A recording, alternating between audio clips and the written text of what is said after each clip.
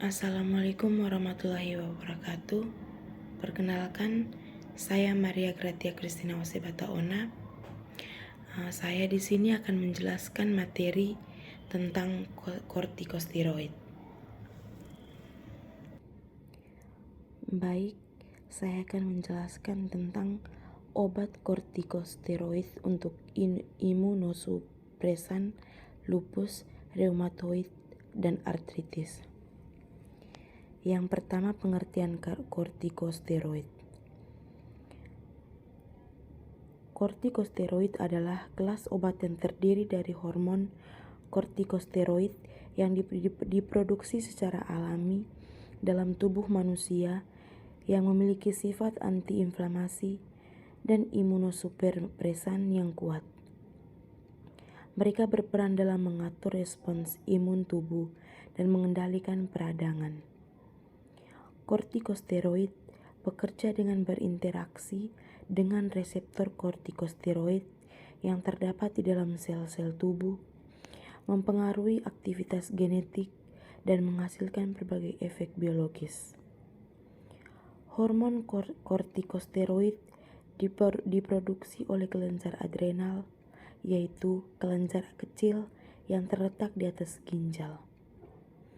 Kortikosteroid memiliki struktur kimia yang mirip dengan hormon kortisol.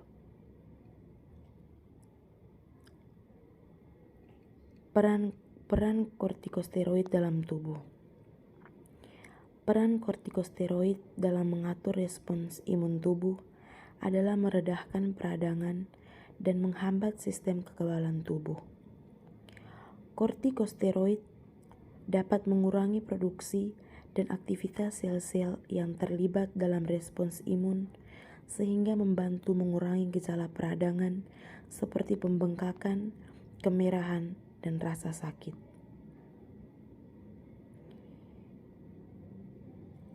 Jenis-jenis kortikosteroid. Ada beberapa jenis kortikosteroid yang umum digunakan dalam praktik klinis antara lain ada prednisolon, dexamethasone, metilprednisolon, betametason, hidrokortison, dan triamcinolon. Mekanisme kerja kortikosteroid. Yang pertama, mengikat reseptor kortikosteroid. Kortikosteroid berkaitan dengan reseptor kortikosteroid di dalam sel membentuk kompleks yang masuk ke inti sel. Yang kedua, menghambat produksi mediator peradangan. Kortikosteroid menghambat produksi dan pelepasan mediator peradangan seperti prostaglandin dan sitokin oleh sel-sel imun sehingga mengurangi respons inflamasi. Yang ketiga, menghambat aktivitas sel-sel imun. Kortikosteroid menghambat aktivitas sel-sel imun seperti sel T dan sel B serta mengurangi migrasi sel-sel imun ke daerah peradangan. Yang keempat, menekan sistem kekebalan. Kortikosteroid menekan sistem kekebalan tubuh secara keseluruhan, termasuk menghambat produksi antibodi dan mengurangi aktivitas sel-sel imun. Indikasi penggunaan kortikosteroid. Beberapa indikasi penggunaan kortikosteroid meliputi yang pertama, kondisi peradangan. Kortikosteroid digunakan untuk mengurangi peradangan pada berbagai kondisi seperti artritis, penyakit inflamasi usus, dermatitis, dan asma. Yang kedua, gangguan autoimun. Kortikosteroid sering digunakan dalam pengobatan penyakit autoimun seperti lupus, eritematosus sistematik, penyakit Crohn, dan multiple sklerosis. Yang ketiga, gangguan alergi. Kortikosteroid dapat membantu mengurangi gejala alergi seperti rinitis alergi, asma alergi, dan reaksi alergi kulit. Yang keempat, penyakit paru obstruktif kronis atau PPOK. Kortikosteroid inhalasi digunakan sebagai pengobatan jangka panjang pada PPOK untuk mengurangi peradangan dan memperbaiki fungsi paru.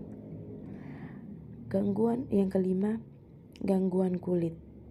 Kortikosteroid topikal digunakan dalam pengobatan berbagai kondisi kulit, termasuk dermatitis, eksim, dan psoriasis. Efek samping kortikosteroid. Yang pertama, osteoporosis. Kortikosteroid dapat menyebabkan penurunan kepadatan tulang dan meningkatkan risiko patah tulang. Yang kedua, supresi adrenal. Penggunaan jangka panjang kortikosteroid dapat menghambat fungsi normal kelenjar adrenal yang bertanggung jawab untuk memproduksi hormon kortisol. Yang ketiga, resiko infeksi. Kortikosteroid dapat melemahkan sistem kekebalan tubuh, meningkatkan risiko infeksi bakteri, jamur, dan virus. Yang keempat, gangguan hormonal. Kortikosteroid dapat mengganggu keseimbangan hormon dalam tubuh dan mengakibatkan gangguan hormonal. Penggunaan preparat secara klinis. Yang pertama, prednison dan prednisolon.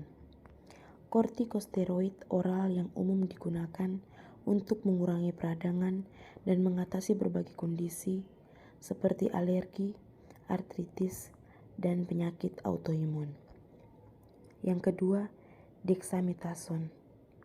Kortikosteroid yang tersedia dalam bentuk oral, injeksi, atau topikal. Digunakan dalam pengobatan kondisi peradangan, gangguan autoimun, dan kondisi yang memerlukan penekanan respon imun tubuh. Yang ketiga, metilprednisolon.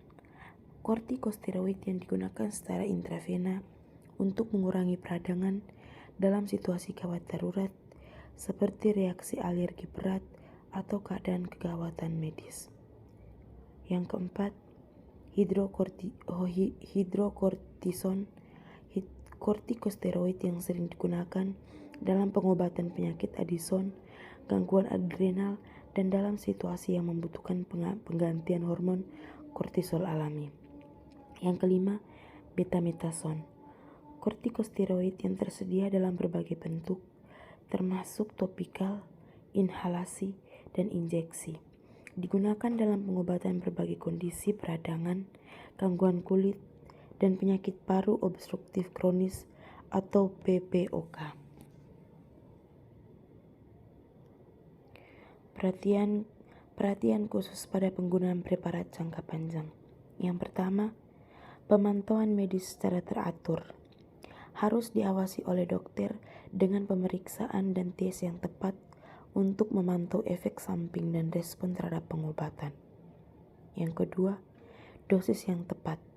Dosis kortikosteroid harus disesuaikan secara individu dan diatur sedemikian rupa untuk mencapai efek terapeutik yang diinginkan sambil meminimalkan risiko efek samping. Yang ketiga, tapering off atau pengurangan bertahap. Penghentian penggunaan jangka panjang kortikosteroid harus dilakukan secara bertahap dengan pengurangan dosis secara perlahan. Yang ketiga, penggunaan klinis. Kortikosteroid digunakan sebagai imunosupresan dalam pengobatan kondisi autoimun seperti lupus, eritematosus sistematik, reumatoid artritis, penyakit inflamasi usus, dan penyakit autoimun lainnya. Mereka juga dapat digunakan setelah transplantasi organ untuk mencegah penolakan transplantasi. Yang keempat, efek samping. Penggunaan jangka panjang kortikosteroid sebagai imunosupresan dapat menyebabkan efek samping yang signifikan, termasuk risiko infeksi yang meningkat, osteoporosis, gangguan hormonal, kenaikan berat badan, dan gangguan mood. Penggunaan dosis terendah yang efektif dalam pemantauan yang cermat diperlukan untuk meminimalkan risiko efek samping. Sekian materi yang saya jelaskan, semoga bermanfaat. Terima kasih.